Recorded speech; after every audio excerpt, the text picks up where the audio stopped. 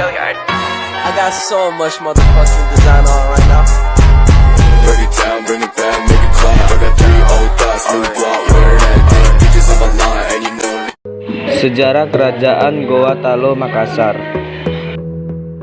Latar belakang lahirnya persekutuan Kerajaan Goa dan Talo adalah perang saudara antara dua putra Tona Tangkak Lopi, Batara Goa dan Karaeng Loe Risero yang saling berebut tahta. Batara Goa menang, Karaeng Loe Risero turun ke muara Sungai Talo dan mendirikan Kerajaan Talo, dan terjadi pada masa pemerintahan Raja Daeng Matandre Karaeng Tumapa Risi Kalona. Kerajaan Goa Talo merupakan kerajaan bercorak Islam terbesar di Sulawesi Selatan. Kerajaan Goa Talo berdiri sekitar tahun 1320 Masehi. Kerajaan Goa Talo dikenal juga dengan Kerajaan Makassar. Goa dan Talo bersatu atas dasar kesepakatan, sehingga rakyatnya tidak memihak siapapun namun memiliki dua raja yang masing-masing punya wilayah kekuasaan. Masa kejayaan Kerajaan Goa Talo. Di akhir abad ke-16, Raja Goa ke-14 bernama I Mangarangi Daeng Mandrabia. Ia adalah raja pertama kerajaan Goa yang menerima Islam dan membiarkan Islam berkembang di Sulawesi Selatan untuk menggantikan animisme, kepercayaan yang dianut masyarakat setempat sebelum Islam hadir berkuasa pada 1593 sampai 1639 Masehi. Ia pun menjadi Raja Goa pertama yang memeluk agama Allah dan mendapat gelar Islam, yakni Sultan Alauddin. Pada tahun kedua Kesultanan, semua rakyat berhasil diislamkan. Kerajaan Goa Talo mencapai puncak kejayaannya saat berada di bawah pimpinan Sultan Hasanuddin pada 1653 sampai 1669. Raja Goa ke-16 yang juga bergelar pahlawan nasional ini berhasil memajukan pendidikan dan kebudayaan Goa Talo. Sosok Sultan Hasanuddin yang berjuluk Ayam Jantan dari Timur ini dikenal tidak mudah terpengaruh oleh orang asing. Dia juga menentang keras kehadiran VOC saat menguasai sebagian kerajaan-kerajaan kecil di Sulawesi. Pada masa keemasan Kerajaan Goa Talo, wilayah ini pernah menjadi pusat perdagangan terbesar di Indonesia di bagian timur. Ada banyak saudagar muslim dari berbagai wilayah yang datang ke Goa dengan tujuan untuk berdagang. Kerajaan Goa Talo juga bersifat maritim karena sebagian besar masyarakat berprofesi sebagai nelayan. Runtuhnya Kerajaan Goa Talo. Saat VOC menguasai sebagian besar kerajaan kecil di Sulawesi, Sultan Hasanuddin berupaya melawannya dengan bantuan dari Satuan Kekuatan Seluruh Kerajaan Indonesia Timur. Peperangan melawan Belanda saat itu langsung dipimpin oleh Sultan Hasanuddin. Namun, penjajah justru menambah pasukan yang membuat kubu Goa melemah dan terdesak. Pada tahun 1667, Kerajaan Makassar mengakui kekalahannya dengan bersedia menandatangani Perjanjian Bongaya. Perjanjian ini dinilai merugikan Goa. Pertempuran dengan pihak penjajah pun kembali terjadi saat itu. Foch kembali meminta pasukan tambahan yang akhirnya berhasil merobohkan benteng kekuasaan Kesultanan Goa. Pasca kalah, Sultan Hasanuddin turun tahta dan mengundurkan diri dari kerajaan. Perjanjian tersebut disebut-sebut sebagai penyebab runtuhnya Kesultanan Goa. Kesultanan Makassar mulai mengalami transisi kepemimpinan saat dipimpin Sultan Muhammad Abdul Qadir Aiduddin. Kesultanan resmi menjadi bagian dari Republik Indonesia. Kehidupan di Kerajaan Goa Talo. Kehidupan politik. Pada masa pemerintahan Malikul Said 1639 sampai 1653 berhasil membuat Kerajaan Makassar menjadi kerajaan maritim. Puncak kegemilangan Kerajaan Makassar terjadi saat Sultan Hasanuddin memegang tumpuk kekuasaan. Di tangannya, Kerajaan Makassar berkembang menjadi sebuah kerajaan dengan jaringan perdagangan yang kuat dan pengaruh yang luas.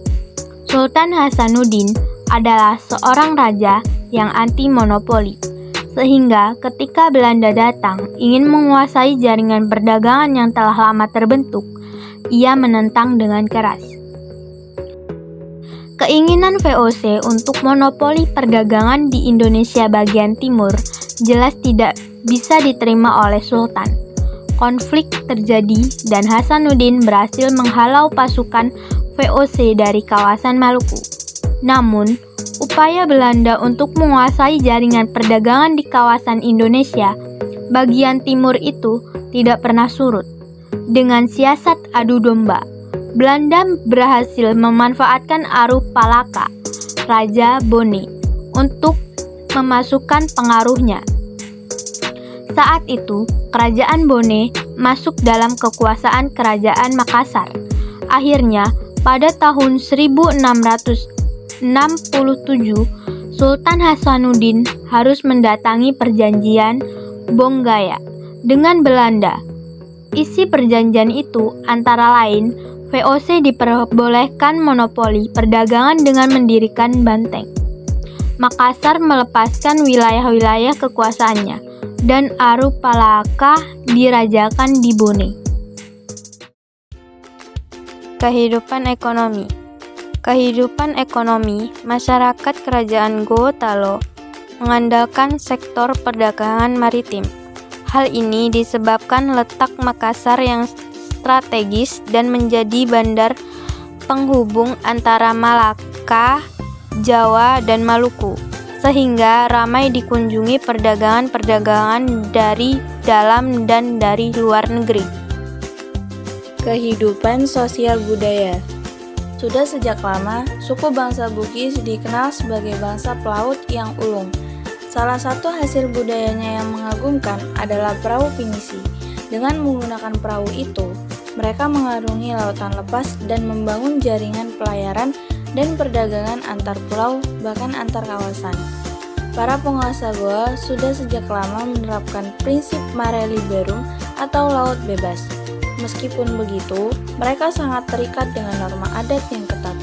Norma yang dianut masyarakat Makassar biasa disebut pangadakang bersumber dari ajaran agama Islam. Bahkan hingga kini, masyarakat Makassar terkenal dengan penghormatannya yang kuat pada norma-norma adat. Struktur sosial masyarakat Makassar meliputi golongan bangsawan yang disebut Karaeng, rakyat kebanyakan yang disebut Tomaradeka, dan hamba saya yang disebut Ata. Peninggalan Kerajaan Gorontalo.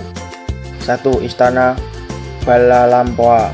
Balalampoa merupakan istana yang pernah menjadi huniara para raja Goa dan terletak di kota Sumgumasa.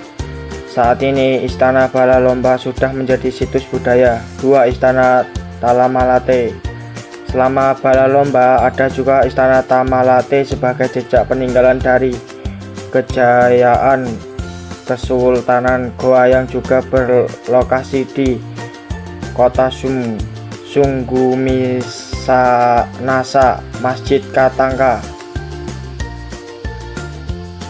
Masjid Katangka atau saat ini disebut Masjid Al-Hilal adalah salah satu masjid tertua di Sulawesi Selatan yang dahulu menjadi masjid Kesultanan Goa. 4. Benteng Somba Apu. Benteng Somba Apu termasuk saksi bisa sejarah Kerajaan Makassar yang sebelumnya dijadikan pusat pemerintahan sekaligus perdagangan. 5. Benteng Fort Rotterdam. Fort Rotterdam atau Benteng Ujung Pandang merupakan bekas markas pasukan Kerajaan Gorontalo yang setelah perjanjian Bangaya menjadi milik Belanda.